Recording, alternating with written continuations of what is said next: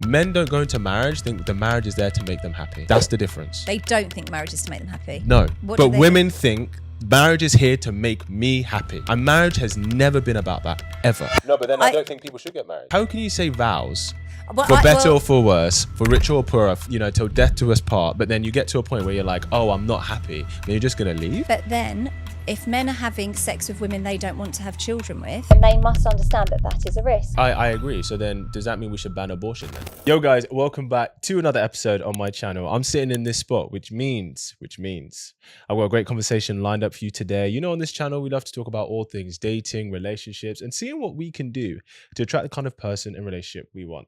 So without further ado, please welcome back Amy to the show. Welcome back. Thank you so much. I loved it. I loved it last time, so I'm happy to debate again. 100%. See, she's ready. You heard that? She's like, I'm ready to debate. Let's get into it. Yeah, we started getting into some great stuff before. But yeah, let's continue the conversation and see where it takes us. Okay, so last time we were talking about if men and women can be just friends, if it can be platonic. Yes, we were. I really want to believe that they can, because I've got a lot of close male friends and I get a lot from those friendships, and I hope that they get a lot from it too. Yes. However, your angle was, if at any point they would want to sleep with me, therefore they cannot be just a friend. Was that right? Yes. I don't think that if you would have sex with somebody, I don't think that it is purely platonic. Okay.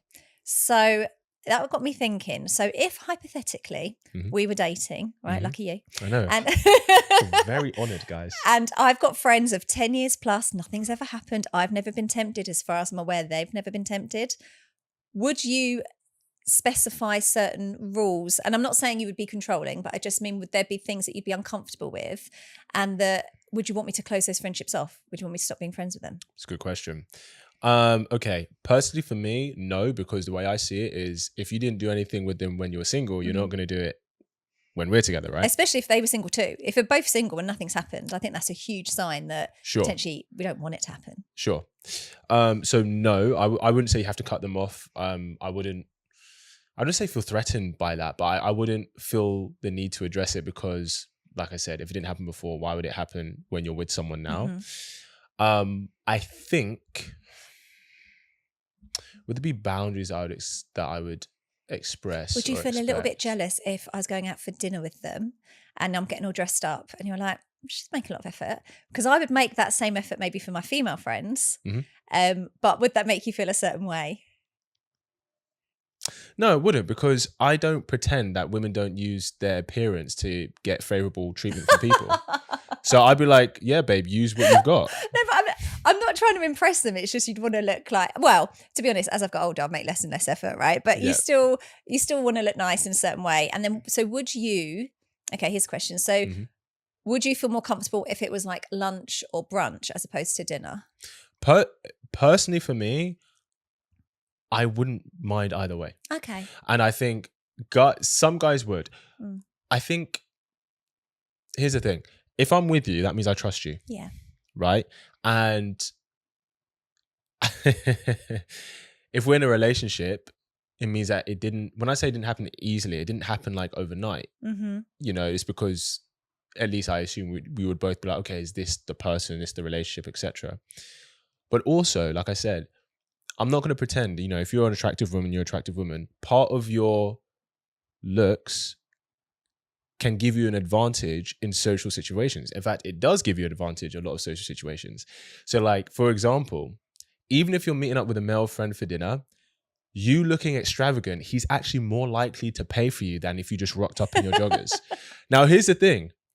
I'm not going to be like, you're not allowed to like make an effort. Because if you're like, okay, I'm meeting with a friend, but it'd be nice if he would pay for me, and you make an effort to look nice, I wouldn't think two things about it. I'd be like, fair enough, babe, use what you've got. But then that's implying that women are using their looks for their advantage financially, right? Are we going to pretend that that's not the thing? Are we going to pretend that women don't use their looks for financial gain? I would actually say that sometimes if you're an attractive woman, it can really work against you, but we can go into that in a minute. Yeah, sure. Okay, but I as a woman, it's really important to me with my male friends that their girlfriends, especially if they're in a relationship, if we're both single, it's less of a worry. But let's say they're in a committed relationship. Yeah. I don't want that girl to see me as a threat. I actually want to befriend that girl and I want her to feel totally comfortable with it. Sure. So definitely something I've realised as I've got older is that I would probably engineer it to be more lunch or brunch, like daytime hours, dinners. I agree. Contradiction, daytime hours, food meetups. Yes. When I was younger, I wouldn't have thought twice because I would have just been like, yeah, let's grab food after work. And if it is after work, it's a little bit different. Maybe Monday to Thursday is a bit more acceptable. But if it was a planned meeting, if I was coming into London or into Manchester or whatever for the meeting with them, then I think I would make a conscious effort for it to be daytime hours so that when they tell their day to their girlfriend, like, oh, how was your day? What have you been up to? If they're not living together or doing distance, they're not having to say, oh yeah, I went for dinner with Amy, because that might make the girl feel a little bit uncomfortable, even if it's platonic. And I don't want that. There's no need to upset people for no reason, right? Whereas it could just be lunch and everyone feels a little bit more comfortable. I completely hear that. And I think that's a generous consideration. Why would you not think that it's his responsibility to make sure she's okay? Why are you taking it upon yourself to do that? Well, I probably wouldn't overthink it in terms of like when you're texting to arrange meeting up, it might just be like, are you free Saturday or are you free Wednesday? Yeah, what time?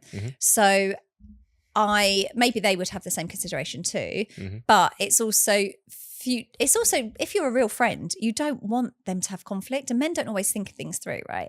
So I don't want him to then have an argument or from a selfish point of view, have her have a bit of an issue with me and her nose out of joint a bit. Because if I'm a real friend to that guy, I want them to have a harmonious relationship. I want them to have a long-term relationship if that's what they want. And I want to be part of that long-term relationship as a friend. So let's try and do everything we can so everyone's comfortable. And then I think maybe the first 18 months, the girlfriend might feel a bit uncomfortable with their boyfriend having a close female friend. But then I think maybe once they're 5-6 years in, they won't be as bothered.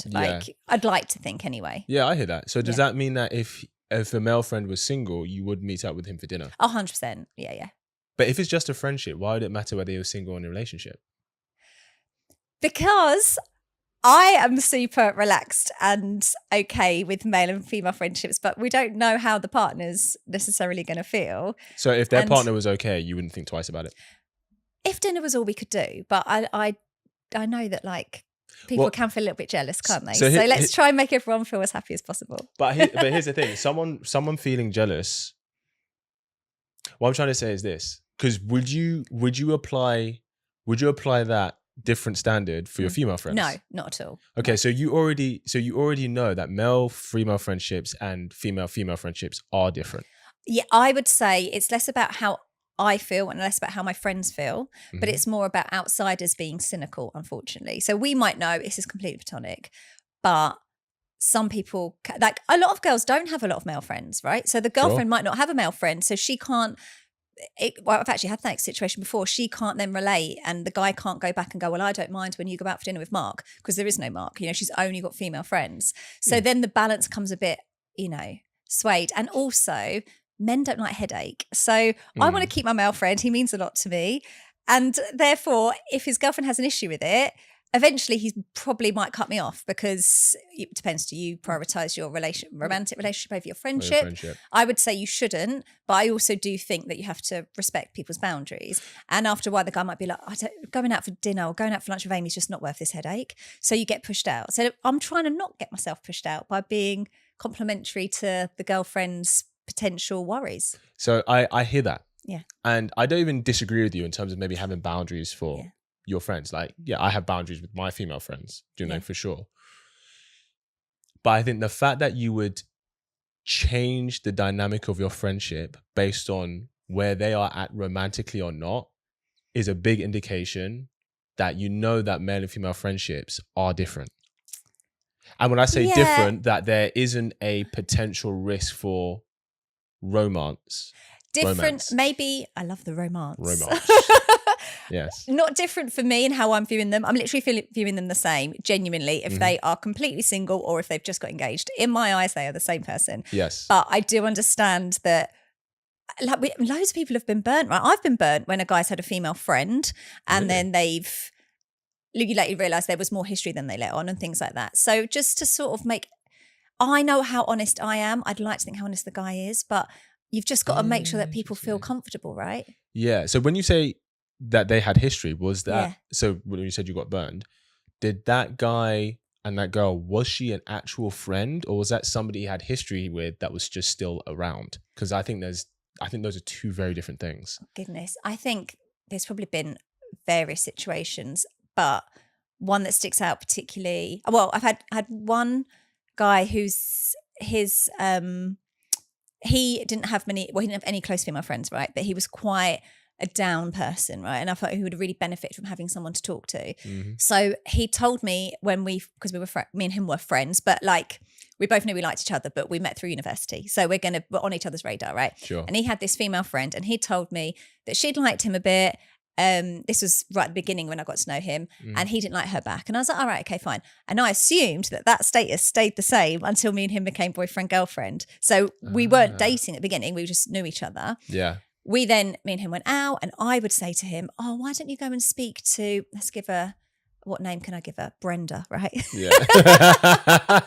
Brenda. How old is she? 65? Trying to make her not sound sexy, right? So I'm less threatened in this story. Yeah. But it is true, yeah. So I said so me and him were doing distance a little bit, as in we're at uni, but during the holidays, uni holidays were apart. So when he was ever in a bit of a funk, a bit down, I'd be like, why don't you go and chat to Brenda? Or why don't you hang out with Brenda? He always seemed a bit resistant, but I was very much pro Brenda until him then had a conversation about Brenda, when we were on holiday, and he looked a bit uncomfortable, and I was like, what? And he was like, oh, I have slept with her before. And I was like, what? I was pushing my man into the arms of another woman. Right. Yeah. And also I was like, hang on a second. And he said that, and I said, but when I first asked you about her, you said you hadn't. And he was like, yeah, then I hadn't. But because that had been a year since, not that as I said, there was a stage where we were just friends for a little while. Yeah. He just didn't update me. Now, his argument was, why do I need to rock the boat? He felt a little bit to be honest, I think he chased me for a little while, and then when he finally had the chance to go out with me, he probably thought, I don't want to rock the boat here. He also was very much I didn't think it mattered, Then I found out it was more than once. So I'm like, well, that matters to me too. Why is that? Because still, I think you should absolutely tell your partner what's gone on. But one could be a drunken mistake. Maybe you both woke up oh my God, I can't believe that happened. Two is a bit more of a considered Wait, sorry. event. Was he still spending time with her while you were together? So he'd slept with her when we weren't together, we hadn't dated. Yeah. But then once we were dating, he was, and I was encouraging it because I didn't know that they'd slept together more than once. But so he was still hanging out with her? Yeah. Because One-on-one? One-on-one, 100%. Yeah, so okay. that's not okay. Have. So then I guess it opens the conversation. Should you tell your partner, for me, when I start dating someone, I'm very open with this is my history. This is who I've dated, who I haven't. Sometimes guys are I didn't really need to know all of that. But I'm like, oh, well, I want to know all it about you. So, but they're a lot more short-term memory, right? Sometimes guys will be like, oh yeah, but that was years ago. I didn't think that counted. Or they just think, oh, it's a bit drama to just mention it all. But I personally think you should mention it all, and then you've got less things to less hiccups to come in the future of your relationship. Yeah, I think if that person's going to be in your lives, I agree. You should tell them. Yeah. Right? So they're not blindsided or anything like that. But generally speaking, I'll be honest, because sometimes people date, they'll have an experience and then they'll stay in each other's lives as friends. And I just don't understand why. I'm not saying that you have to be oh, this person's dead to me. But when I say friends, I mean, they will still intentionally hang out. So I couldn't do that. If I've dated someone, if I've liked someone enough to date them, it takes a lot for me to want to date someone. So if you've already crossed that line, even in my own mind of oh, I see you attractive, we can't be friends when it's over, because I'm going to be jealous, to be honest, because I'm going to be I don't really want to hear about this new girl and how great she is. Whereas if you're just a friend and it's always been a friendship, I want to hear how great she is. I love seeing my male friends in love, because that also gives me hope that there are nice guys out there. So actually, as a single woman, it can be quite inspiring to see a reform player. Some of my guy mates that were maybe a little bit naughty, and I would vocally say that to them, you shouldn't be doing this, shouldn't be doing that. So they then wouldn't mess.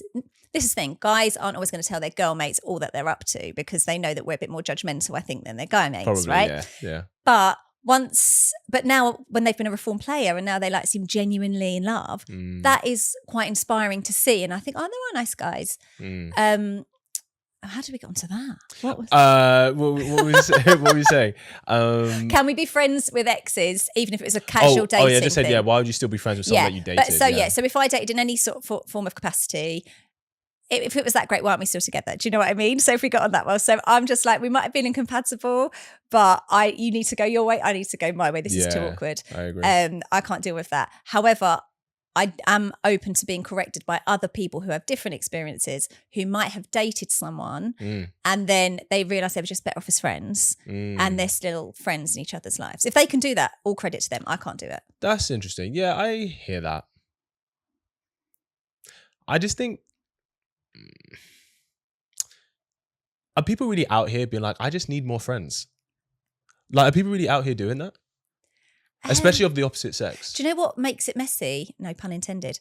Is groups, like friendship groups. Yeah. So like say at university, there might be people that, and as I'm saying university, just mean like your early 20s, really. Yes. There might be people that you had fun with and say, not this isn't me, but I have witnessed this and it didn't really work out. But then everyone's sort of a friendship group. So when they meet up even after university, like one, you can't discard someone from the group because they'd have no friends. Yeah, exactly. And then, I get that actually. You know, especially the group, like at my university, our group was like up to 20 people at one stage. Do you know what I mean? It was a real, like quite an incestuous mix of girls and guys.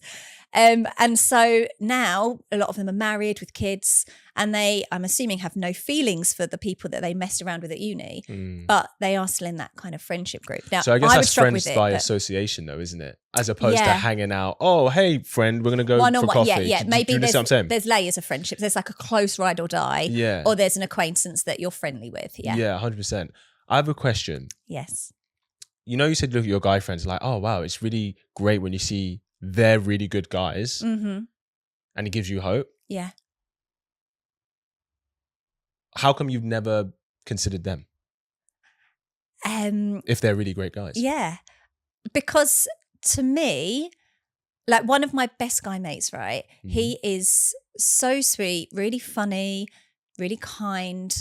But I just don't, I've never fancied him. Like for me, when I like someone, it's like a switch. So it's attraction. It's the attraction, yeah. He's actually probably my best looking male friend, or he's probably way better looking than any of my exes actually. Okay. But I just have never fancied him. Sure. I think he doesn't give me, if I'm being really analytical on him, there's not really like a provider vibes, if that makes sense. Like, I don't know, there's like, we really are just like brother and sister kind of friend vibes. Yes. And he's not maybe as ambitious as I am, and I like a guy that's got quite a drive. Okay. And he hasn't. I hope I don't offend him. No, yeah. So that's why it just, if someone's talking really passionately about a career plan, that sparks my interest. And if they don't have that, I feel more like motherly to him than anything. And if you're starting to like mother someone a little bit, then it's not the sexual prowess, is it? Okay. So it's interesting because I always say we have like the caliber of someone and the quality of someone, right? So the caliber refers to like what they are on paper. So if we're talking about the caliber of a guy, like a high caliber guy, right? It's what he is on paper. So he's successful, ambitious, driven, confident, intelligent, charismatic, all of that stuff. The quality is who he is as a person, right? Is he a man of his word? Is he, there for his friends and family? When he says something, is he going to do it? Is he considerate? And I think a lot of the time when people are friends with the opposite sex, it's because they love the quality of the person, but it's not the caliber of the person that they would choose. Okay. So like you said with this guy, he's a great quality guy. He's a nice guy, really lovely. Good. He's absolutely lovely, right? But he wasn't as ambitious. You didn't see him as someone who's a provider. So he wasn't the caliber of guy that you would actually be attracted to. Yeah. So I think that's genuine friendship because there's no attraction there because they're not the caliber of person. Yeah. For a lot of guys, their female friend that they are friends with, who they obviously think is a quality person, she also meets the caliber, but she just doesn't see it in him. That's why it's a friendship. Yeah, Does that make sense? I can see that. I absolutely can see that. Because I think for a lot of, men often, very stereotypical here, but will make a decision if they're attracted to somebody within the first minute of meeting them, right? I'd say within the first 7 seconds. I was going to say that. I was trying to be nice to you, love. 100%. But very quickly make a decision. Whereas women, you'll hear a lot more slow burner stories, right? Can be, yeah. I think different things make men attractive. But yes, not right. always, but I know a lot of women that have got married and they were like, oh God, when I first met him, like I thought, So true. wasn't too sure. But now, like, he's lovely. Yeah. Whereas I've never heard a man, happily married man, say, oh, I wasn't really that into her when I first met her. And now I'm into, I've never heard that. Yeah, so I think they make their decision. Therefore, if you find a girl attractive physically and then you know that you can get on like on a friendly level, then I understand why man would think, well, why wouldn't I date this person? 100%. You know, I do understand that. Yeah. But there might just be something in them where they're just not attracted to me or to that whatever girl it is. Do you know what I mean? Like they might think, okay, she's ticking boxes. Maybe the first few months is like they're thinking, oh, is she a potential mate or not? And then I don't know, does history mean that after a while you kind of see them in a different way? Like, does history, what do you mean? Like as in, maybe there might be some male friends that found me attractive the first couple of months. Yep. And then they realised that I was it wasn't on the cards. I wasn't that interested in them or whatever. And then it's evolved itself into just a friendship. And now they can't ever look back and think of me as attractive because they've got so used to the dynamic of it being a friendship.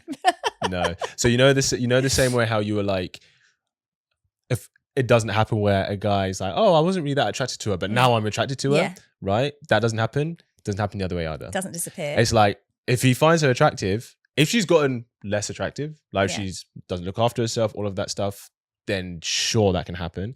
But if she's maintained consistency, right? He's not going to go, oh, I found her attractive, but now I don't. That doesn't happen. Okay, can we talk about, because I'm really interested if men have experienced this. Yeah. Smell of a potential partner, right? Yes. So I'm not talking like body odor. Yep. But this said male friend that I've got that ticks all the boxes, is very good looking, but I've not been attracted to. Yeah. He has a certain smell, and it's not a bad smell, but it's like the pheromones just aren't there. It's almost like the universe doesn't want us to procreate. Like it's not, do you know what I mean? It's not right. Yes. And I know that even if I tried to be romantic with him, it would just give me the ick. It would just feel so wrong. Yeah. And it might feel the same for him. I've also had a really close female friend say the same about, there was a guy that she went on a few dates with and all her friends knew about him and loved him and everyone was like, oh, he's perfect for you. You two are a perfect match. And she was like, I know it sounds really weird, but he just smells weird. Like it's not the right chemistry. Mm-hmm. And equally, I think it can work in reverse, where there can be a guy that you don't really rate, but something about him, you just like, it's like there's like a animal attraction to them almost. Yeah, for sure. And as a woman, that can be really annoying because you're like, I don't want to be attracted to this guy. I know he's not good for me. Yeah. But there's just a pull there. And I wondered if men experience that also. Yes. Yeah. I think, yes. I don't think it happens that often where he's attracted to a girl, but then her pheromones just don't agree with him. Anecdotally, I think that's only happened a few times ever with me. When I've talked to other guys, they're like, yeah, maybe there was this one or two girls where I was just like, aesthetically, she was very pleasing, but I just wouldn't. But then I don't know. I think sometimes maybe guys don't know, is it a pheromone thing or is she just like not hygienic? This is what for me, it's really, it needs to be very clear that the men that I've had this scent from are actually very hygienic guys, right? Yeah, 100%. So it really, because also, you know, my hygiene is incredibly important. Like, of course, hygiene is important, but if I really, really fancied someone, then I'm not saying it wouldn't be a deal breaker, but that isn't the reason that I'm going off them. Do you know what I mean? Like, I could give them a toothbrush and give them a wash. Like, if there were so many other qualities. And some men sweat a lot. Like, it's not necessarily their fault, but they might sweat an awful lot. And I don't want them to feel like they haven't got a chance with women because of that. Yeah. So it's not because it's a bad smell. It's just an incompatible smell. Yeah. 100%. Have you had any male friends of yours where physically you would be like, oh, based physically, I would sleep with you? Right. So I feel like I'm a little bit, have you heard the term demisexual? I have, but explain this for those of us that don't know the true And I definition. know we're in a society of labeling everything and no one can ever just say this is my type anymore. Go for it. I hear you on that. And it's only a new term that I came across, but I was like, oh my God, like, you know, when you feel seen, I'm like, this is me. Wow. So basically it means that you're not like the primary things that attract most people, i.e. looks, scent, smell, don't tend to apply so much. And it's more like it's only once you get to know them that you can be sexually attracted to them. Sure. So at first, when I first saw this on TikTok, obviously, you know, self-subscribing, everything. Yeah. I was like, wow, this is me. So then I started reading into it a little bit more and researching it. And for some people, they're like, I wasn't sexually attracted to my partner till like 6-8 months in. That is not me. Like that's a long time. That's a long time. And I think that's fascinating. Yeah. But I'm not saying I'm that extreme. Sure. But I definitely, like, every man that I've been in a relationship with, or even a situationship where I haven't wanted it to be a situationship, I'm thinking it's the beginning of a relationship, but they've got other plans. Yes. It's never been I've met them the first time and thought, wow, you're amazing. It's always been like a good, like, worst case, like a full-on conversation of hours. Like, I met this guy once at a party and we were talking for like 3-4 hours. And then I was attracted to him, which I would still say is pretty soon. That's that first meeting. Yeah. And other guys, it's been a few months of knowing them and then I found them attractive. But it's never been like years, because that's what I said, that like you can't be a close friend and then one day I fancy you. I've never had that. Yes. But it's definitely a bit more of a slow burner for me. Yeah, I get that. So, because I think there's a difference between saying, oh, I find this person attractive, and then I'm attracted to this person. But you know, like Magic Mike, like that's my worst nightmare. Like when my friends are like, should we go? I'm like, I don't want to look at that. Like, I don't want to look at that. Yeah. That doesn't turn me on in any way at all. Like, Yeah. you know, I I'm mean, proud of them for the discipline they must have done to get those bodies. Well done. Very I'm true. inspired, but I'm not turned on. No. Yeah. So I guess this is what I mean, as in terms of that you found attractive but not attracted to, because I hear you. I see what you mean. Yeah. Do you know what I mean? I do understand what you mean. Maybe I've got one male friend who I think is very good looking, and I think like he ticks the attractive box that you would be open to exploring, but maybe it just hasn't happened. No, because I think it would have happened by now. So you've never had a male friend in which you found them attractive enough for the potential to explore, but it just happened to turn into a friendship?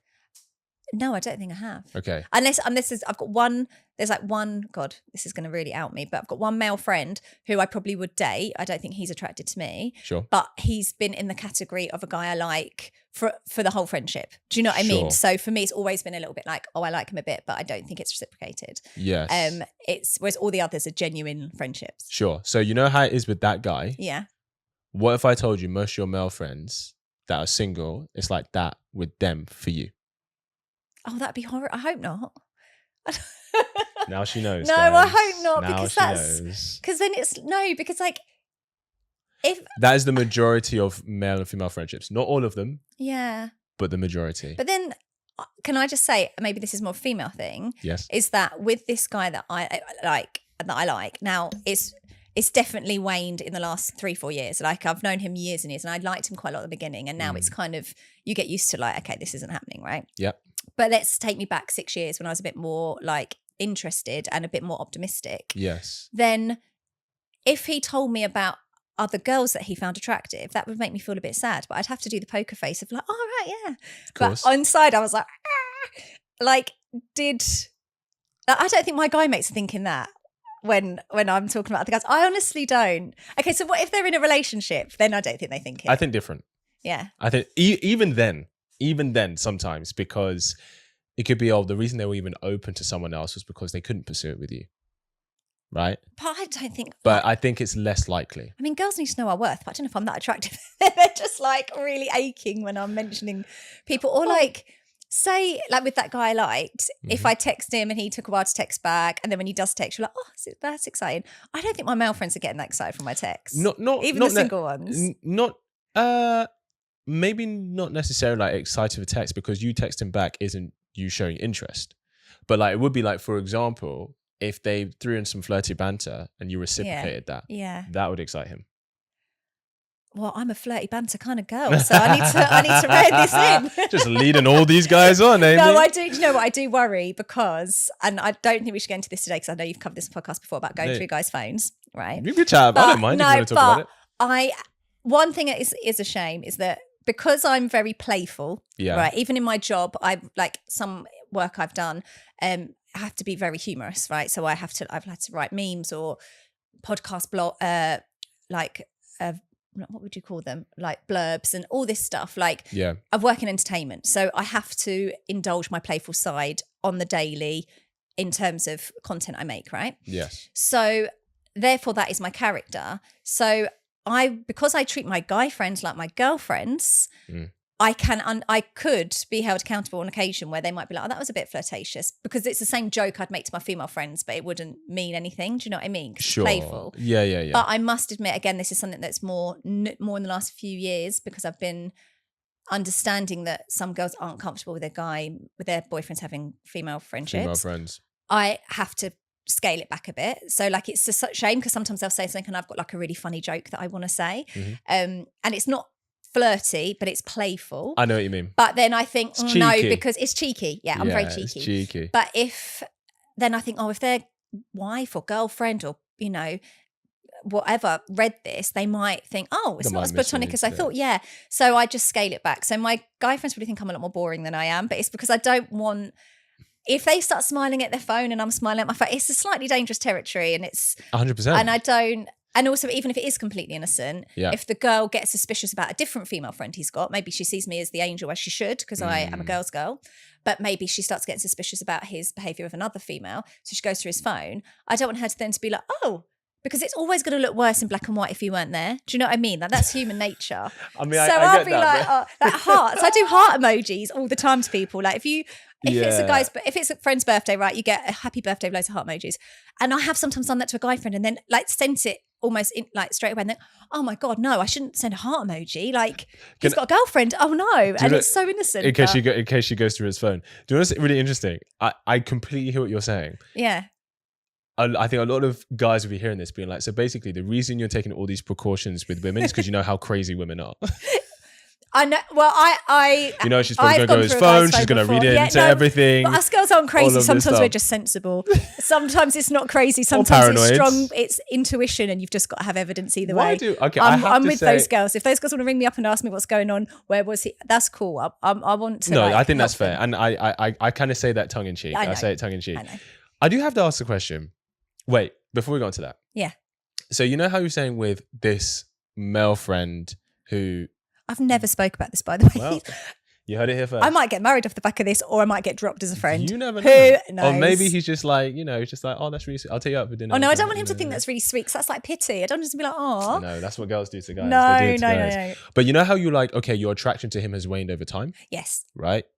So remember when I said for a guy's attraction for a girl, right? If he finds her attractive, that doesn't wane over time. This is why I say I think friendships between men and women can only happen when he is not interested in her, where he doesn't find he doesn't have attraction to her, because even if she finds him attractive initially, that can go over time and it can become platonic, like you just said.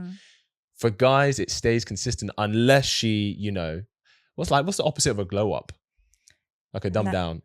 Yeah, but that sounds really bad. But then I feel bad for women, because that glow down could happen if like women get older, have children. Sure. Do you know? No, so it's like I'm very mindful of the balance of like if a man's maybe it's going off subject, but I was gonna say if a man's got a partner and maybe he's got a newborn at home and that his wife is probably struggling in every sense of the word. Yeah. I think that's different. I was going to say, I hate the idea of a man because he's already invested, looking at other women. Yeah. No, so when he's already invested, that's different, right? Because he loves her, right? Of us girls, right? Because glow downs will happen when you're trying to make the family. Sure, but I think at that point, like he already loves her, he's invested, right? Yeah, he's already invested. We're just talking about the initial attraction. Yeah, okay. So that's why I'm saying male and female friendships can happen on the exception or condition that he doesn't find her attractive, because her attraction to him can go over time. So you don't think there's a case where a guy, I keep using myself in this, which is very narcissistic. Not at all. Where a guy might have met me and thought, oh yeah, she's attractive, like she's funny. I'll say it for you. You're an attractive woman. Thank you very much. There you go. And they think, oh yeah, I would. Yep. Yeah. And then my personality's not that bad that they'll get to know me and be put off. She's fucking crazy. They'd be like, get to know me, and then they're like, oh, she's not what I'm looking for. Yep. You don't think that could happen? That it's just like I look the same. Yeah. But the person that they've just thought, he's still no, sleep it's with you, friend zoned. No. So here's the thing. The friend zone, a guy being in the friend zone with a girl is a girl being in the friends with benefits situationship zone with the guy. Okay. Right? So if a guy's like, oh, I find her attractive, gets to know you, he's like, not really what I'm looking for a relationship, but I'll still sleep with her. Yeah, mate. And I also think See that comes down to how many other options that man's got. He'd still sleep with her even if he had a bunch of other options. Do you think? 100%. But it's a lot to sacrifice a close female friend, isn't it? Like the thing. Well, he doesn't know what he's sacrificing because they're not. You're not friends yet. So he's like, I don't know what she's like as a friend. So he doesn't. It's not like you were friends and now he's like discounting that. It's more like, oh, I thought this could have been something serious. It's not. I don't really see it as something serious, but there's attraction here. So we'll continue to sleep with each other until she gets a relationship or I do. Yeah, but then it's short-sighted because if you're sleeping with her until one of you gets in a relationship, and if you're then a nice partner and you're honest with your partner about which friends you slept with, you haven't really got a friendship anymore with that person, do you? But that was never a friendship in the first place. That's the point I'm making. Do you know what? What I will say with men and female friendships is I love my male friends to pieces, right? They massively enrich my life. They offer something that my female friends don't. For sure. And I adore them. However, I could live without them. I couldn't, and therefore they probably could live without me, but I couldn't live without my female friends, right? So my female friends are so important that my mental health would be on the floor if I didn't have them.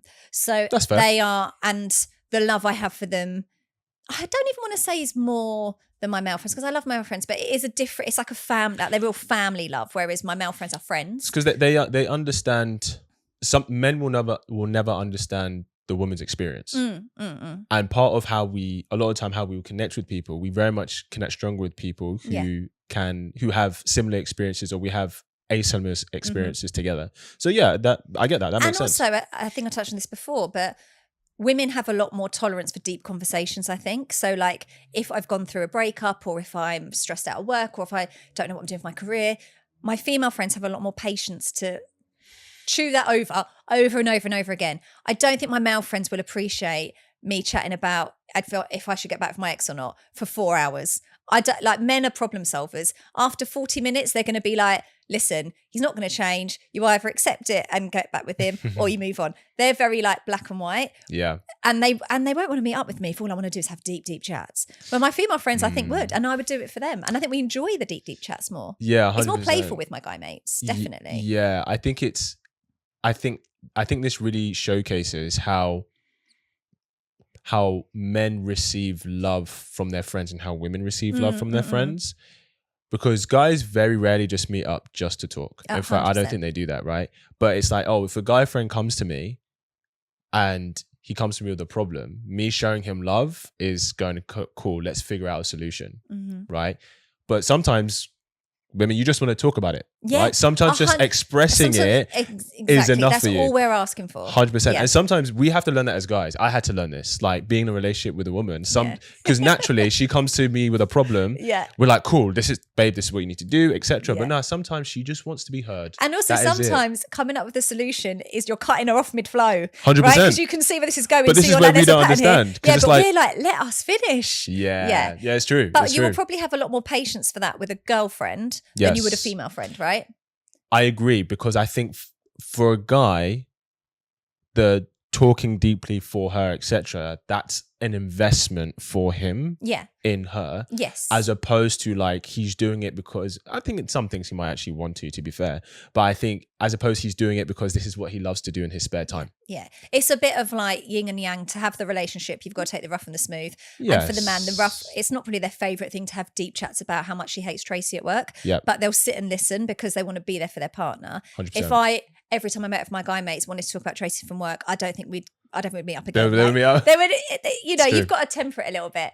So, but I also think when you're saying, would a male friend sleep with you if it was on the cards, just for the fun of having sex that one night. Yep. And whereas women wouldn't. Yes. And I think also men in general are genetically made to be more risk takers, right? So very true. Even from like the Neanderthal times, the woman was there to nurture the young. The man would go out and like fight the dinosaurs or whatever. I don't know if they were quite the Neanderthals, but you know what I'm saying? The hunter-gatherer. Yes. So part of being a good hunter-gatherer and a good protector is to take risks, because Mm-hmm. you're going to have to fight off the wildebeest or climb the river or climb the rocks or whatever it is, right? Very true. So therefore, it's innately within them to take more risks. Yep. And so a part of taking a risk is to weigh up that maybe the short-term gain is more attractive than the opposite, which is that, you know, it might go wrong and it could be terrible, right? So a risk is, there's a big chance it won't go right, but there's a small chance it will, and it's worth taking that risk. Yeah. Hence why in a lot of jobs, women tend to go for the nice staff stable job. And I think a lot of sure. men are entrepreneurial.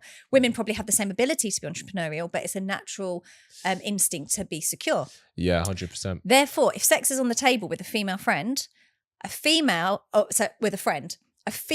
might think, do you know what? It would be nice to have sex with James, but it's risking the friendship. I might end up having feelings for him. It might feel awkward tomorrow.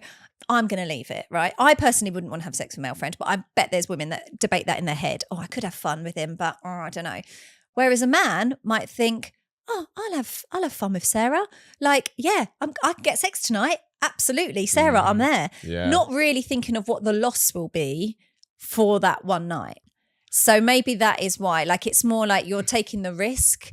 And then maybe it is also because, like I said, the value of the female friend to the male is slightly less strong. So like if I knew there's a situation that meant I could risk losing my female friend, I really wouldn't do it. Like no matter, like I really can't imagine a situation with my real close female friends. Yep. Even if it's £1 million, it's not worth it to lose who I love. Yes. But for a man, like I'm saying, if I love them, but love my male friends, but I don't need them and they don't really need me, they'll go for the risk. But that actually says that you're more likely to risk it than he is. Because you said that the male friendship is actually worth less to you. But it's still worth enough to not want to risk everything else. And also I personally, like I say, I couldn't have sex with my male friends because I wouldn't be turned on by them. But the argument is women could. Yeah. I think it's the equivalent of like, okay, let me ask you this. You know, like a friends with benefits situation? Yeah. Do you think that can work? No, I don't think anyone should do that. Why do you think it can't work? Personally, I actually think sex should be a lot more respected by society. Mm-hmm. And it's essentially how you create life. It's very bonding. Mm-hmm.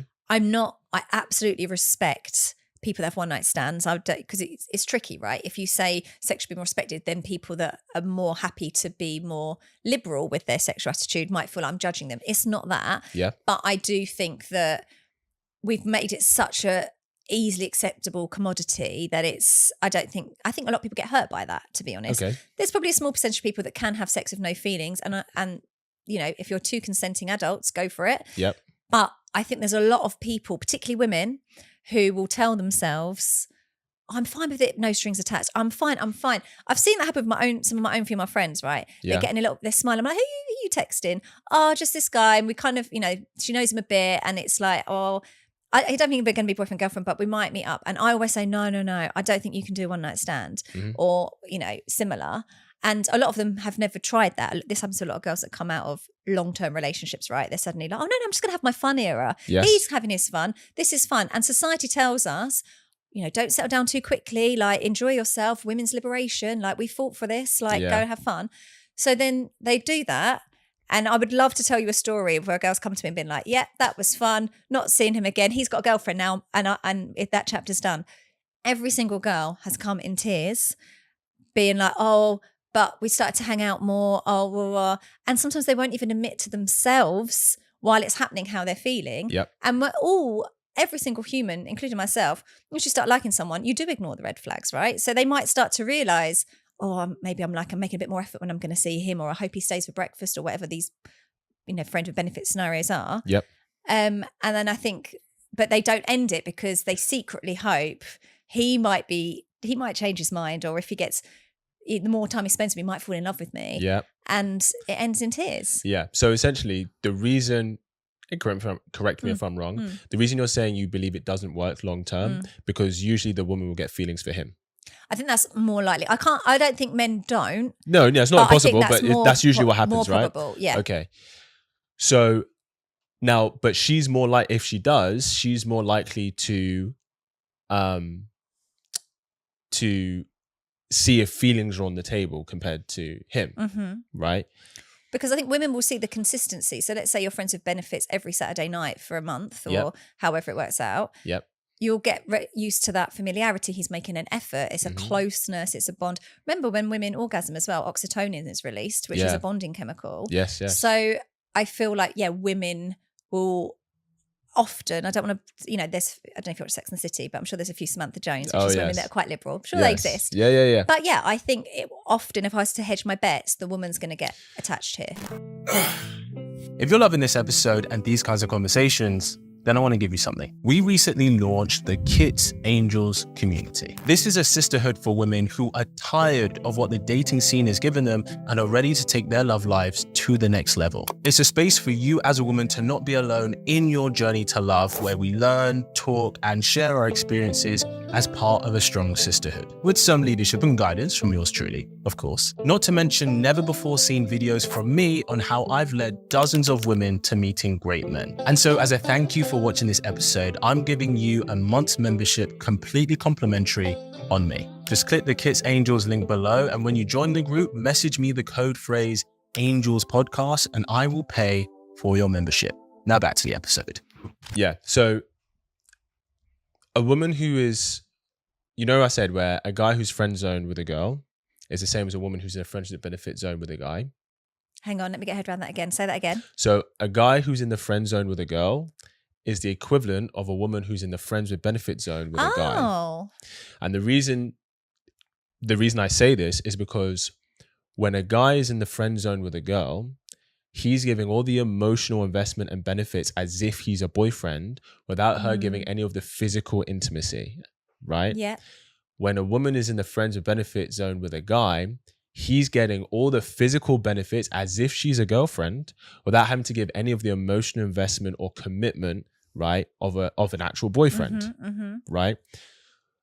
What this really clearly demonstrates is how men invest and how they are rewarded, how women invest and how they are rewarded. Typically, a men's reward is physical intimacy. Typically, a woman's reward is emotional intimacy. This is why guys are more likely to risk sleeping with a female friend, because he's getting the male reward, physical intimacy. And as the woman, you're like, if I sleep with him, that may jeopardize the emotional investment that I get from him, which is actually your reward. Yeah. Equally, in a friends with benefit situation, right? He's getting the physical reward, but she's not getting her reward. So like, why milk the cow if you get why buy the cow if you get the milk for free? 100%. But this works the same in both areas. So this is why I'm saying that when you're like, oh, it's guys don't really think about how it could jeopardize the friendship. No, it's that because the physical intimacy is more of a reward. Him sleeping with you for 7 minutes is preferable than you guys talking for 3 hours. Yeah. For women, it's the other way around. Yes. Yeah. Right? Even when she's in a friends with benefits. For a lot of women, yeah. For a lot of women, For a lot of women, right? If the man's a good talker, I mean, if you're not bringing much motion to the table, it might be different. But yeah. I think especially in a friends with benefits situation, if she's growing feelings, she's like, she would really value like them sitting down having a deep chat together for 2-3 hours. That's more valuable to her than them having sex for 8 minutes. Oh, I don't know though, because you don't think? Okay. No, but with that, I think that if the woman's entered into a friends with benefits scenario, initially the early days before she maybe has started getting feelings, then women they will have the desire and have needs too. So I think that actually men will think, oh, I better sit down, chat to her, ask how her day is before, compliment her on her art on her walls before we get down to it. But I do think some women would be like, no, let's just get down to it. And then have the chat afterwards and then get down to it again, maybe. Yeah, but what I'm saying is in a friends with benefit situation, this is why a guy will avoid as little emotional investment as possible. Because it jeopardizes. Or do you think that if a guy is in a friends with benefit scenario, he's on his best behavior? Because he's getting what he wants and he thinks, oh, I've not got the hassle of a girlfriend. No. So he might be lovely and like the funniest, best version, because everyone's their best version at the beginning. And both of you are doing a little bit of a pretense dance to some degree. So therefore you're seeing the version he wants you to see to get sex, which is going to be his best version of himself. So what I would say is that it's the balance of he wants her to feel valued, but he doesn't want her to feel loved. I don't. If he's a nice guy, No, he might be like, I won't cross the line and make her feel loved. But I reckon there's friends with benefits guys who are. no. So the guy, if the I don't know, guy's I've never been in that situation, so I haven't got anything to call on. sure, But I like because if he starts to make her feel loved, yeah. she'll grow feelings for him. That jeopardizes. But I don't think he minds that if it means he gets it for more. He gets friends with benefits more. No, because her growing feelings for him is risk to the friends with benefits situation staying as a friends with benefits situation. Because what is the number one reason why friends with benefits ends? Yeah, because someone gets feelings and demands more. Exactly. So he's like, I want to prolong her getting feelings for as long as possible, but she needs to feel valued so that she's still going to stay and we're still going to have fun. But that sounds like a very well measured game of chess, right? Which maybe you could play because That's you're what very guys in do. tune with your feelings and emotions and you can articulate them.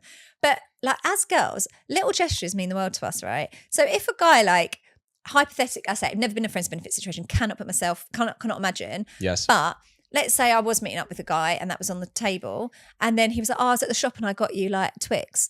I'd be like, oh, I thought of me. And then maybe one day, one of our chats, I mentioned that chocolate buttons were my favourite. And the next time he brings chocolate buttons, as a woman, you're like, oh, he remembered what my favourite was. The bar's low, but that's because the bar's low, unfortunately. And also we're very appreciative of small gestures. Like there's a bit of a misconception, I think, that all us women want to be taken to like Nobu and bought like Louis Vuitton handbags and treated like that. Like actually very small, sweet gestures, especially if a man's saving, which for me is important. If he's got, I don't want him to waste his money on me. I want him to be investing and growing. Yep. The small gestures are appreciated. And a man might be doing those small gestures, being like, I just bought a chocolate bar.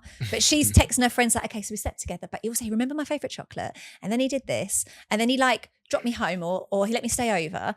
So that's where they're on different planets because the little things the woman's putting on a pedestal when he's just like, I was doing the bare minimum. Yeah. So no, he wouldn't even do that. He wouldn't even buy a chocolate bar. Friends with benefits, no. Because here's what I'm saying, right? Why are these girls in this situation? No, I'm joking. Well, I would want the chocolate bar. Yeah. Sure. So I'm just telling you, this is how guys play the game. Mm-hmm. So for example, I'm giving you the tea on what guys say in male circles that most women never hear. Yeah. If he has a friends with benefits with a girl, right? And for example, let's say she's like, she starts saying stuff like, oh, I really love spending time with you, whatever. He's like, I need to ice this a little bit. Yeah, but because it's like if she's starting to grow feelings, it's gonna get. I don't want it to get to the threshold. Yeah, and they probably panic a bit. They don't panic. He's like, okay, cool. I can't see her through. I need to distance myself, right? So she feels less emotional affection towards me. Poor girls, but that's going to make them potentially like the guy more. It should. No, but women do the same with their male friends. But if we're getting iced, it should, in theory, be like, oh, he's not putting effort in. We're not interested. But life doesn't work like that, does it? And then you're like the anxiety because then when he does text, it has more weight, and that's how you get in this like, oh, I don't know where we stand. No, but she wouldn't expect him to put effort because it's only a friend with benefits, and she knows that. So she can't say why is he not dating me or doing these things? Well, it's just a friend with benefits. But then I think a lot of women will be smart, and rather than say things like, oh, I love it when you do that, I think they might try and play it more cold than they really feel because they're trying to downplay how keen they are. But that plays into his hands, though. They're scared of scaring him off. Sure, but that plays into his hands because the more she downplays that, the more he thinks it's just cool. Right, but also it means the less he has to invest in anything else outside of having sex with her. Yeah. Which is exactly what he wants. Because women... Yeah, agreed. Do you see what I'm saying? Because he's not getting the... in a relationship, he would see there was a high reward, but he would see there was a high level of work that had to go into it. Yes. Whereas with friends with benefits, he wants to take that work side out of it and just have the reward. Yes. But if the woman's downplaying how she really feels and he's being his best version of himself, like I say, I've not been in that situation. You're telling me that they're not really the best version of themselves. But they're also not the worst version of themselves because with the friends with benefits, the guy's not coming home moaning about his day necessarily, or maybe he does and the girl listens, but all the headache that goes with having a boyfriend is probably eliminated too, and he's probably holding that back. So I think what it is that he will be the best version of himself while she is with him. Yeah. That's what makes her feel valued. Do they not do like the I was going to say the dangling the carrot, but that's, too close to this scenario. But do they not do like maybe sprinkle a few good morning texts just to keep the girl still interested? Just if he thinks that she's starting to pull away from him as from the friends with benefit situation, yes. Yeah. Yeah, and then that's not nice, is it? Okay, but here's the thing. It's him. He wants to keep her in the zone that she is valued enough, or she feels valued enough that she'll still stick around, but she doesn't feel loved enough that she's going to then ask for more. I hear that. And women do the same with their male friends. Well, I was going to say, women that genuinely want friends with benefits, or they also want to stay in that zone. That's what they want, but their emotions can't let them. Sure. So I think there will be a lot of women that on paper would be like, yeah, if I could sign a form and say to my emotions, right, we're only staying in this zone because this guy is a red flag for various reasons. Let's stay in this zone. That's what they think they're doing. Yeah. But the heart wants what it wants. The heart goes stronger. And when a guy is being consistent, even if it is for sex, yes, and showing that emotional bond and physical bond, then it's going to mean more to them, isn't it? Yeah, 100%. But the same happens with women who have guys who are friends where she knows that the guy finds her attractive. She will have flirty banter with him, right? That maintains his emotional investment, but then if she thinks he's getting too close, affectionate, she'll start to ice it a little bit. Yeah, okay, I can see that. So women do the same thing. I probably have done that. Like, not with my close male friends who I've referenced, but maybe there's guys that are a little bit cheeky, if they're fully single, a little bit cheeky, and they're not good friends, but it's just a bit playful. And then I think, it's crossed a bit of a line here, like they're messaging me a lot, or they're trying to build emotional intimacy. You start to think, oh God, actually, I think he's getting a bit carried away here. Of course you pull back, but that's also for their benefit. Guys, but no. But I'm not doing that for my benefit, because the girl could keep doing it to keep the ego boost going, right? She does do it for the benefit though. She does do it for her benefit. Yeah, but then at least for me, I'd start to feel bad, and that's where you pull back a bit, because you're like, oh no, like he's starting to feel more, and we're worried about the guy's feelings as well. Maybe the guy's not worried about the girl's feelings in a friends with benefit situation. No, what I mean is that she'll pull back the sexual innuendos and banter if she thinks that he's starting to believe that that's on the cards. Yes, yeah. Right? Because what she's doing is she's making him feel valued, but not making him feel loved. Keeps him in that zone. I don't think that's anywhere near the same as sleeping with them. I know you don't. Playful words. I know you don't think so, because the reward for you as a woman is the emotional intimacy. Yeah. Right? Yeah. But it is the same. That's how this is why I was saying that's how women will have guys in their friend zone for years, knowing full well if she stuck it on them, he would take it. And that's how guys, right, the ones who figure it out, they will have girls who are in the friends with benefit zone where it's like, it's never quite off the table. So they may sleep together for a little bit, for maybe like a year on and off, and then they don't see each other for a bit, and then they start sleeping together again. That happens a lot. But to me, the sleeping with is a much more conscious action. You've got to drive onto that person's house. You've got to take your clothes off, all the rest of it. Whereas it is for her, banter, yeah. No, but the emotional investment a guy makes in a woman is a very conscious action. But that... So like you said, remember you said like with a male friend, if a male friend is going to sit down and chat with you for 3 hours, deep chat, that is a conscious, intentional action on his part. Yeah, but if I knew that the guy was starting to get feelings or making too much effort and I pulled away, the pulling away would stay consistent. I don't think that women would necessarily yo-yo back and forth, because especially if it then happens to get like they pull back a bit and they're like, oh, it's getting a bit emotional again. And they'll be like, do you know what? This can't just be friends. And I think we would just draw a line under it. I think men won't draw a line under their friends with benefits. So what I mean is when she pulls away anything that is romantic or sexual related. So she'll still invest in it platonically. But like she maybe won't be as flirty banter, maybe as cheeky, maybe sexual innuendos, right? Because if she was doing that before, she's building that sexual curiosity. But if his sexual curiosity is too high, that he's going to maybe ask her out, which is like her worst nightmare because it jeopardizes the friendship, 100%. Right? Cool. A guy's worst nightmare is his friends with benefits saying, hey, I have feelings for you. Can we make this more? He's like, fuck, no. Damn, like you ruined it. We had a good thing going. Now you ruined it. That's what guys think. Yeah. Because we go, why? Like we have such a good thing. Why do you want to ruin it? Yeah. I had a point. I can't think what Sorry, go. No. I'm really invested in this story. Does that make sense? It does make sense, but I feel like the women will inherently that I do think we're more considerate of other people's feelings than the man will be if sex is on the cards. I do. Because also once we know that the guy friend actually is following through with it, that's maybe going to be a bit of an ick if you don't like them. So it's less interest. It's less. Let me ask you a question. Let's take a friends of benefits situation. Yeah. The guy knows that if he offered more than friends with benefits, she would probably take it.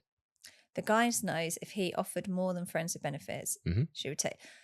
Yeah. Yeah. I hate so to let's say if that, she has feelings. Yeah, if she's got feelings, yeah. As in, like, he knows, okay, I know that if I wanted more, we could, right? Because she has feelings. Where men are thinking that, like, oh yeah, as long as I can get to sleep with her, then she wants the full package. Like, she wants me. And that's probably, is that why men play the game of sex so much? Because it's not just the physical act, but it's like, they actually want me. Like, I don't think we can assume that all people that are sleeping together, the woman's like desperate to be that person's girlfriend. No, it's because women are the gatekeepers for sex and men are the gatekeepers for commitment. So, yes, so if not so black and white. Like, I do think there's some women that would sleep with a man, but wouldn't necessarily want him as a full-on boyfriend. No, I agree. I'm not saying that's not out there, but if a man and woman have sex, right, that is validation for him, not her. Yes. Yeah. Right. But if a man commits to a woman, that's validation. That's a validation for her, not him. I think some men feel validated when they, like, if you have an amazing woman and you're like, oh my God, she wants to go out with me. That must be really validating too. Not saying it's not validating, but the validating part is that, oh wow, she wants to be intimate with me. Yeah, like, this woman is amazing and she wants to be intimate with me. Because like, oh my God, we're about to have sex. Oh my God, I'm so 100%. Because it's like, he knows she could have sex with anyone out there, but she's choosing me. Yeah. Right. So with guys, for women, it's like, cool. If he may be sleeping with 3 or 4 or 5 different women, but he committed to me. That's validation for the woman. I got the ring. See what I'm saying? But I want to ask you a question. Okay. So the friends with benefits, he knows if he offered more, she would take it. So she has feelings, right? He knows. Hang on, let me go to this. He knows if he offered more, she would take it. Yeah. Right. Yeah. So if he knows that she has feelings, yeah, would it be more considerate of him to end the friends with benefits because she's grown feelings? Oh, that would be really gentlemanly. Sure. Yes. So then, if a man is friends with a woman and she knows that he would be physically intimate with her, which would lead to something more, and she knows that, would it be more considerate of her to end the friendship of his feelings? So should she end the friends with benefits scenario? No. So we're talking about she's friends with a guy. Yeah. Right? They're friends. Yeah. She knows that he has attraction towards her. Yeah. Would it be more considerate for her to end the friendship? Yes. Okay, but women do not do that. If just like guys don't do it, which they should. But I really don't think us maintaining male friends, because it's as bad as someone using essentially someone for sex, even though. But you're using him for his friendship. You're using him for his attention. No. But there's more to a friendship with a man, even a man that likes you, than just your validation that they fancy you. It's like you also can feel like you're helping that, like, because men don't really talk to their other friends when they're going through something serious or difficult. Men's mental health is still something that's so prevalent. Mm-hmm. Like, if I had a male friend and I knew he liked me and I didn't like him back, and my way of making it clear is humor. So I'll jokingly get in, as soon as I start to sense it, I'll make a kind of joke like, oh my God, like, I don't know what it'll be, but like, oh, you're too old for me, or like, oh my God, we'd never work because I get too jealous. Or there'd be something where I'd make it more about me, but I'd make it a playful remark, so they kind of have at least addressed it. Yeah. But then I also feel like they still benefit from the friendship with me because I still look out for them a little bit. Like, and that might make them like you a bit more because they're like, oh, this girl cares about me. But I don't want to just, like, some of these guys, they may be quite lonely, or they're making silly decisions. They've got no one to talk to. I can still offer female friendship to that. I hear that, but actually it works in the opposite direction. The more he fancies you, the less he's going to open up about vulnerable things that he thinks could make you see him less of a man. Yeah, that's maybe true. That's maybe true. So actually, if a guy's opening up, that means he doesn't want. But what about separate things? What about if they're just moaning to you about their parents getting older and getting ill? Like, that's something that's not about them. They're not saying, oh, you know, my career's not going well, or I'm struggling with this, but it's something external Yeah. and they've got no one to talk to about. That we You can talk about offer a man who like the only friend he has is this one woman. Yeah,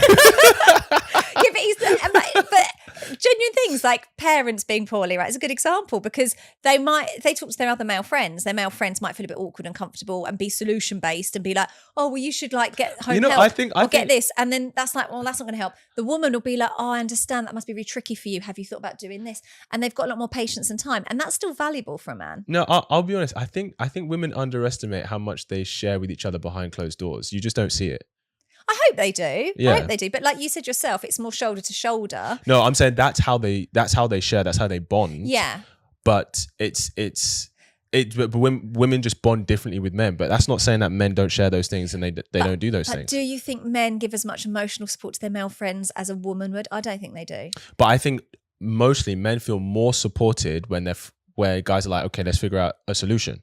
That's where men feel supported, which is why, as a guy, typically we go, well, if you want to feel supported, let's find a solution together. But can I also say, as a woman that has dated many men that have many issues that we've tried to find solutions for, a lot of men, if it's an easy solution, like, oh, you know, I need to get my carpet delivered on Wednesday. Oh, I'm not going to be in. Oh, well, then get it changed to Thursday. Fine. A nice, simple thing. If it's something that takes work, as in emotional work for themselves, they have to build on themselves. A lot of men don't want to do that. A lot of men want the easy way out. So, and by easy way out, I mean that they just won't get therapy, or they won't have that savings account, or they won't scale back on alcohol, or whatever it's meant, you know, whatever's toxic for them. They're more reluctant to do it. So therefore, if you're saying like they want the solution, I don't think they always do. And I think women might give them a bit more sympathy and time than their guy mates would. I think that, well, one, I wouldn't say needed to drink less and then going to therapy is the same thing. But I would say that it is a misconception that men's healing best happens the way women's healing does, which is through talking it out. Okay.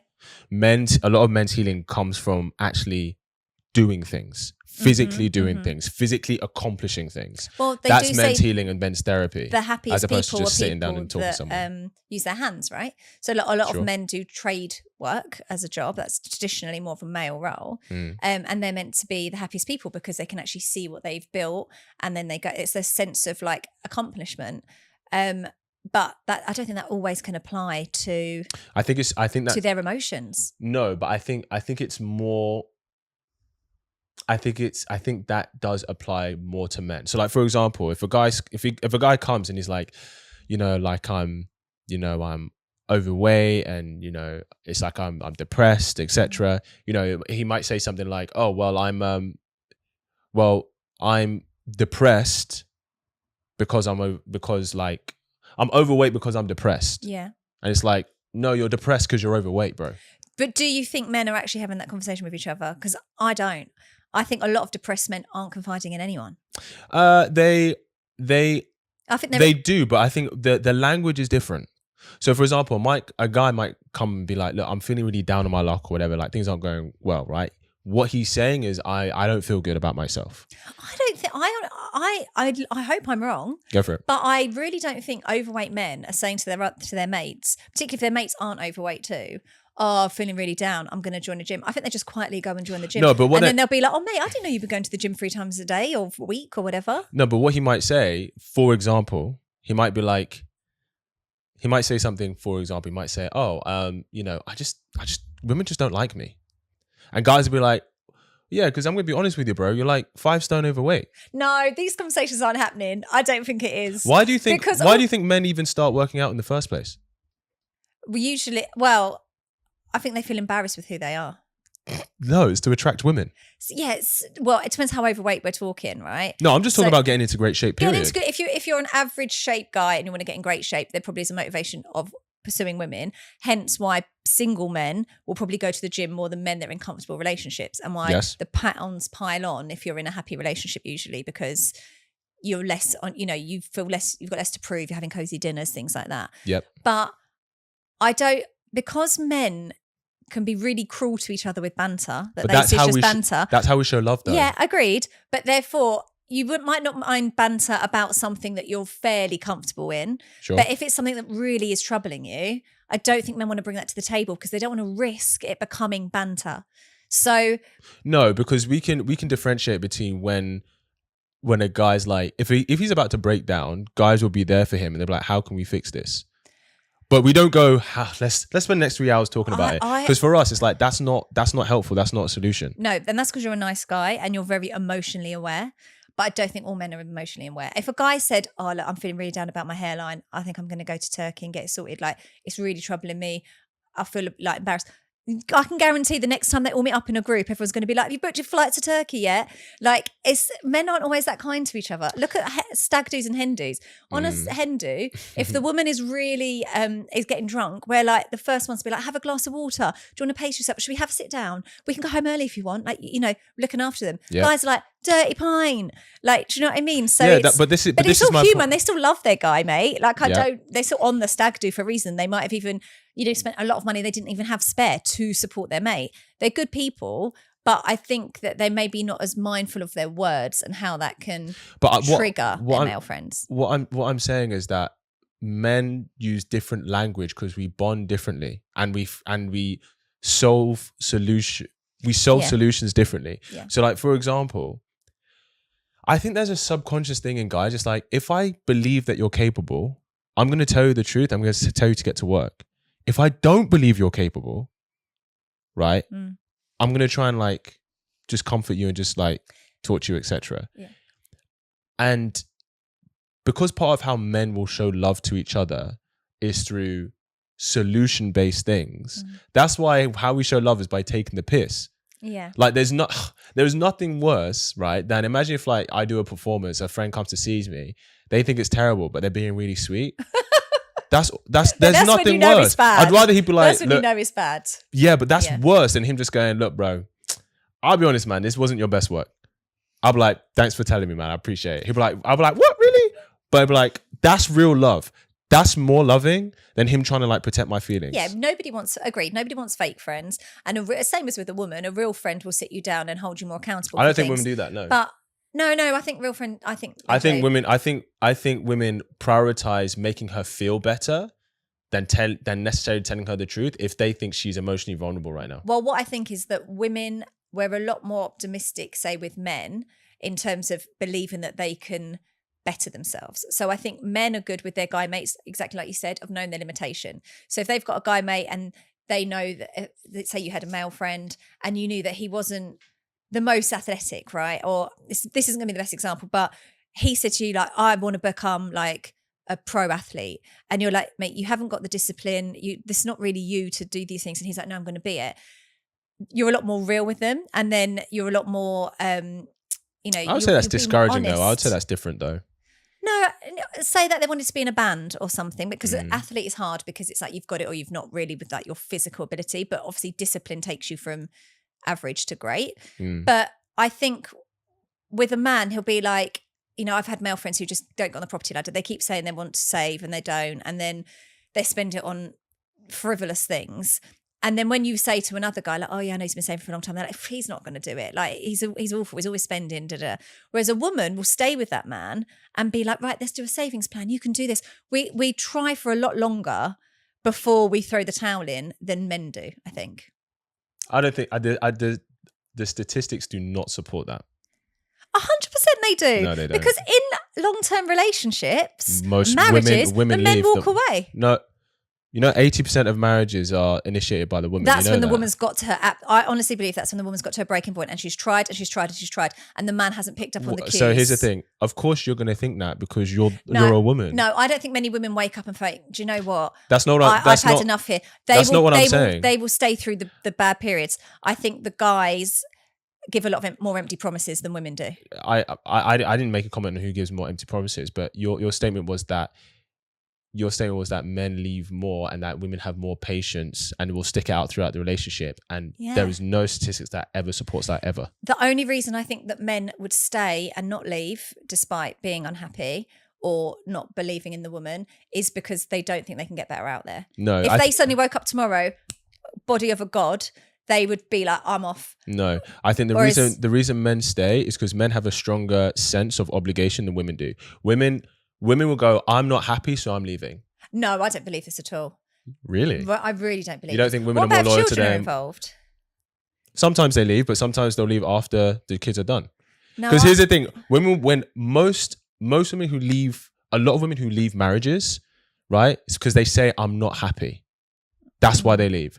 When men leave, it's because she cheated, it's because of finances, like it's because something happened. It's never asked about whether he was happy or not. That's because I think in a lot of relationships, the woman's taking care of the man and he doesn't even have the confidence to be on his own. So he's like, oh, if I go out there and now I'm overweight, older, because if you've been married and then you break up, you're probably in your late 30s, 40s, potentially 50s, right? So you're older and they're going to think, I've not got as many options now. It's a lot of hard work. But that's not true either. I can drown out the noise of nagging if I get dinner on the table. It's all just easier to stay. That's not true either, because statistically speaking, when men and women divorce, right, he gets married before she does.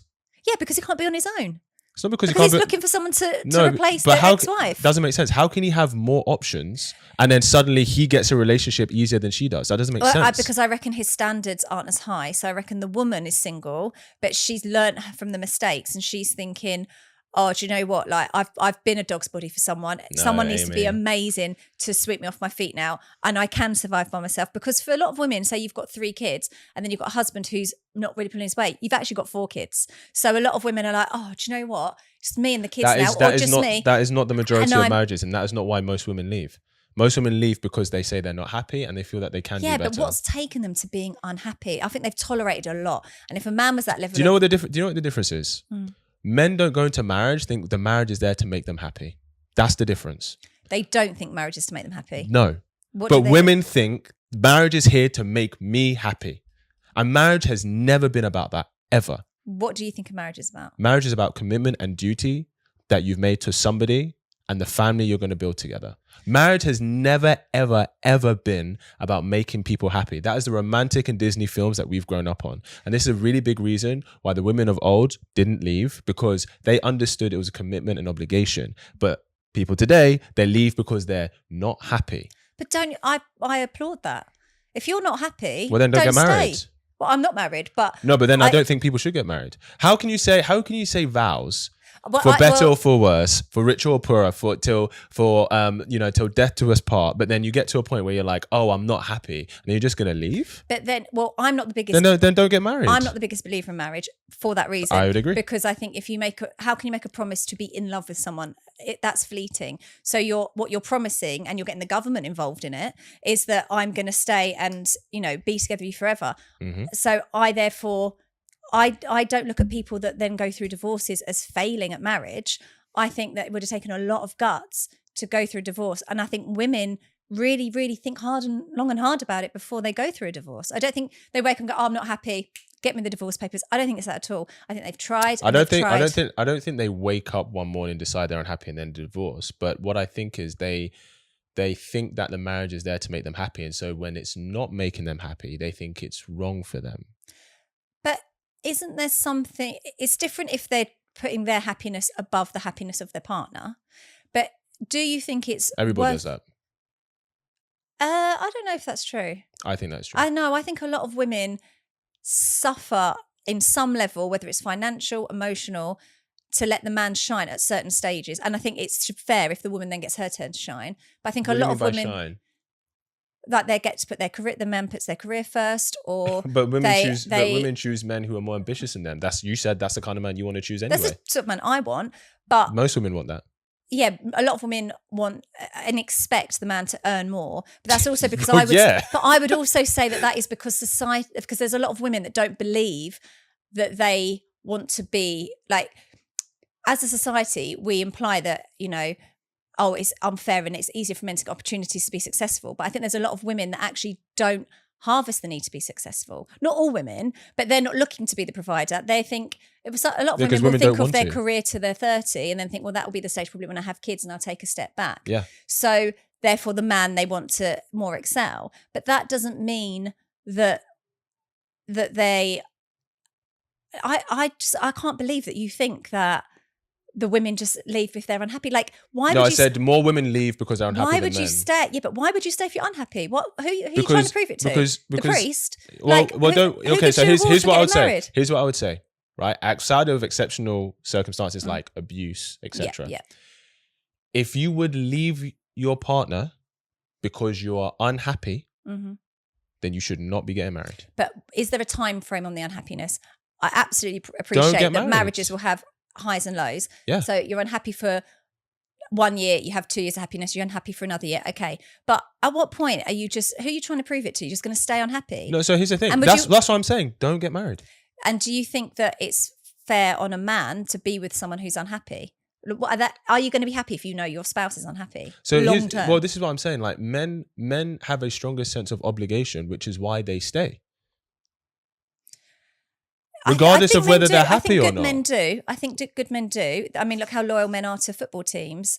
But men will die for their team. I don't mean literally in football, but like even back in the day, right? This is why brides. It's tribal, isn't it? Yeah, but this is why war brides are a thing, right? Because men will die for their tribe, right? The imperative for the masculine is to conquer, right? But the imperative for the feminine is to survive. Yes. Okay. Right. Yeah. This is why war brides was a thing. When a tribe will kill the other tribe or whatever, right? They will kill all the males, including the boys, and they would take the women and the daughters as war tribes, right? This is why it's easier for women to assimilate into different cultures, etc., right? Because it helps them survive, right? But men's imperative is to conquer. If he says, "Hey, I'm fighting for my tribe and I will die on this hill for my team," that's what men will do, right? And like we said, risk takers, right? Inherently a risk taker. 100%.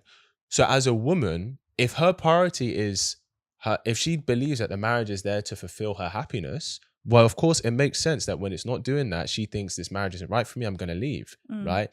In which I would say the meaning of marriage was not to make you happy. It was a commitment and obligation you made before Christ, before God, before the world, which is why you have a wedding, right? It's a promise that you make. That's why it's called a vow. Yeah. But also, we're implementing the same ideologies now then that existed when women had no power. So when women were getting married generations or decades ago, it wasn't always really a choice of the woman. The woman walked down the aisle by her dad, the man who owns her, and then handed over to another man, then abandons her name and identity, takes the man's name, and then for generations had no financial power to even be independent or even consider being independent. Yeah, but to say that women had no power in history is wrong though.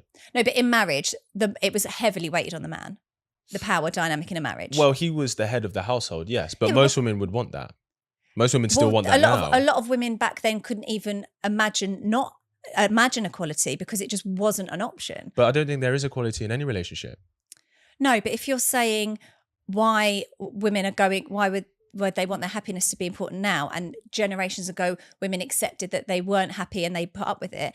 I don't think that's a success previously. What I'm saying is that prior to modern day, women didn't expect marriage to make them happy. It was a duty and role that they fulfilled within their family and within society and their community. Yeah. That's how men saw it too. Yep. Okay. Men still see it that way, but women don't. But then I don't think, okay, that's fine. Sure. But then I think we should applaud the women for putting their happiness, for valuing their happiness. And I think men should value their happiness too. So here's what I would say. If you would leave a marriage because you're unhappy, then you should not be getting married. That's fair enough. Divorce exists for a reason though, right? Yeah, not the way that's got us. So, I would have more respect for a woman who left because she was unhappy, significantly unhappy. I don't think women just, I could be happier, so I'll fleet off with another person. I think they really sit there and really sit their emotions and consider, I maybe should leave. Do you think it's okay for her to do that with her child? Yeah, I think it's healthier for she's unhappy? Yeah, I think it's healthier for a child to have two happy parents than to have a really unhappy mum who stayed for the sake of the children. No, yes, so I I mean, do you think it's okay for her to disavow being a mother because motherhood is making her unhappy? But she's not abandoning being a mother. She's leaving the marriage. No, but some people, men and women, right, will like abandon parenthood because it's not making them happy. But that's very different. What's the difference? Abandoning, if you've chosen to be a parent, I think you have a lifelong obligation to that child. Why is it lifelong to you? Because you've brought them into the world and they're incredibly vulnerable, and it is your responsibility to provide for them and hopefully teach them enough that they can provide for themselves. Okay, so why do you think marriage is not a lifelong commitment? Because marriage is a decision between. I say So I'm not is the a biggest child. fan of marriage. No, That's no. a child's Yeah, but you're decision not. too. Well, listen. It depends on the child. If the child becomes very toxic and not, has lots of issues like addiction and things, sometimes parents feel like they have no choice but to leave them to their own devices, that's or if they become completely a wrong. murderer That or is wrong. something. That is wrong. If they were like a mass murderer. That's still your child. And this is the difference, right? I think this is a difference of how a lot of men who will stay see compared to women who won't stay. But then we have a strong sense of obligation. I don't care if my child's a murderer, if he's a psychopath. I'm responsible for being his father. But do you see what I'm saying? I do, absolutely. Regardless of how happy or unhappy it makes me. No, I absolutely. But I will say that I imagine more women, more mothers stand by their bad sons than more fathers do. I think their fathers would No, discipline come on. their... No, wait. I think when a father's around, he would discipline his son more.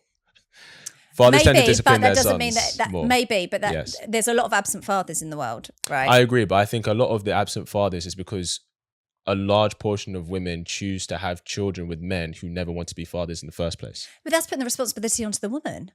That's not. Well, why would you choose a man who? Why would you have a child with a man who doesn't want to be a father? But that's. I agree. But I don't think that is why most men are absent, because it takes two to tango. It takes two to fertilize. No, I know it takes two to. I'm not saying. Look, I personally believe like if you're a man and you have a child unwantingly so, you should be a father to that child regardless. And a lot of people have pregnancies that weren't planned. Yeah, but women have the right to abort. There is in the Western world. But if a world, woman's decided not to abort, that should also be applauded. Like that's fine. She's chosen to go through with the pregnancy. 100%. We should absolutely herself. applaud her choice, regardless, right? That she has the choice. Mm-hmm. But at least in the Western world, if there's a child born into this world, it's because she chose to do that. Here's the difference, right? If every woman, rest in peace, Kevin Samuels, if every woman said, I will never have a child outside of marriage, right? I will marry before I carry, right? You would see the rate of absent fatherhood drop significantly. Yeah, but we can't put that onus on the woman. As in, what do you mean? Because she decides if the child comes into the world or not. So you're saying that women shouldn't have sex outside of marriage? I'm saying then what it should be is people shouldn't have sex outside of marriage, because the man is just as responsible. What I'm saying, you said that there's a lot of absent fathers. Yeah. And I'm saying the reason there's a lot of absent fathers is because there are a lot of women who have children with men who never wanted to be fathers in the first place. It was an accident, she got pregnant, etc. Maybe she even trapped him, right? That happens. What I'm saying is, if a man marries you, right, that means he is committed to you. I don't think that a man can ever be trapped, because if you're having sex with someone, you've got to appreciate that you could fertilize that person.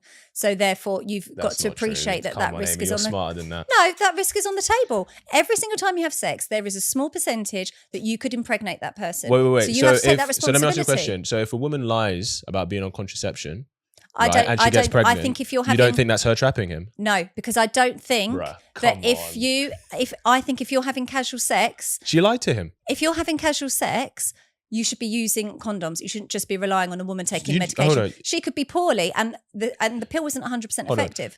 No. I'm saying if she lied to him, you do know, right? You do know. If, for example, a man says that he's wearing a condom and he isn't, and he has sex with her, you do know that's rape, right? Yeah, that's illegal. Okay, so he lied about using contraception.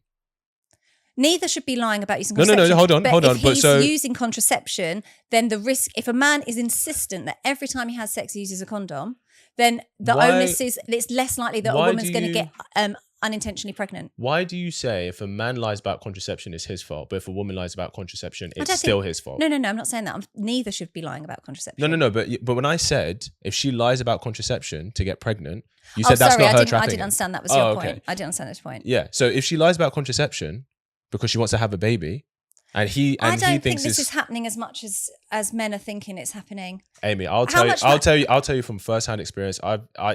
Two women have tried to trap me alone, and I'm not like some superstar athlete or anything like that. So to say that it doesn't happen is just plainly not true. But were you using condoms with those two women? Yes, but then they tried to say that they went on contraception, and one of them wasn't. But if you're always using a condom, then it's much more unlikely that you'll get trapped. No, I understand. But what I'm saying is if a woman lies about contraception, right, because she wants to get pregnant by a man, that is her trapping him. But the contraception you're talking about is the pill. Or the coil, whatever it is. But then why don't you just insist that if you know you don't want to be a baby daddy, why don't you insist that you're not going to have unprotected sex? Hold on. I'm not disagreeing with you with methods or ways to mitigate that. Yeah. But what I'm saying is if she lies to him and gets pregnant by him, right, because he had sex with her under false pretenses, that is her trapping him. And then if she gets pregnant, he can't even decide to say well, I didn't want to be a father. I blows my mind that men even have casual sex, because the risk is that you're going to have to pay child maintenance for the rest of your life. Why are you so hesitant to put accountability on the woman in this situation? Because I don't think it's fair to say that anyone's trapped. I think if you've both, the onus seems to be on the woman here, that she's trapping, she's doing this, she's doing that. No, I'm saying if she lies to him, she is trapping him. But no contraception is 100%. No, I didn't say that. You're missing the point. If she lies to him, she is manipulating him. She shouldn't lie. Of course she shouldn't lie to anybody. But that's her trapping him. How do you not see that? I'm not saying, no, I think you're twisting words here. She shouldn't lie about being on contraception. However, if you're using a condom, then the risk should be significantly lower anyway. Amy, you're talking about mitigating that. I agree with you. Yeah. Right? That is a way men can mitigate that. Yeah. Right? But I'm saying if she lies to him, right, because he trusts her and she manipulates him to then trap him with a baby, that is her trapping him. And he has no say or power after she's pregnant. But then if men are having sex with women they don't want to have children with, then they must understand that is a risk, because the woman does. I absolutely, if I had a son and a daughter, I would be very worried about the son having casual sex, because I would think if the woman he has casual sex with gets pregnant, she makes the decision if she keeps it or not. So then, be more considered with who you have sex with. I agree. So then, does that mean we should ban abortion then? And arguably, I'm just going from what you said. Well, I agree with you. If technically speaking, if we're speaking in absolutes, if a man doesn't want to get a woman pregnant, then he shouldn't have sex with her, period. So if a woman doesn't want to be pregnant, she shouldn't have sex, period, either. Like I said at the beginning of the podcast, sex is there to create life. So we do as a society need to respect it more. That was my opening point. No, I don't disagree with you. Amy, you're great fun, man. I'm going to get her on again. I'm going to get you on there. You're great fun. If people want to find you and follow your stuff, where can they find you? At Amy Elizabeth TV. Amy with a Y. Awesome. Is there anything got coming out that people can look out for? I work on mainly primetime TV shows. So if you follow me on my socials, you'll see all the different TV shows I work on. Awesome. Perfect. Well, guys, go give her a follow, give her a like, all that love. Amy, appreciate you for coming back on. We appreciate your energy. So guys, thank you for tuning in. I'll see you in the next episode. Bye.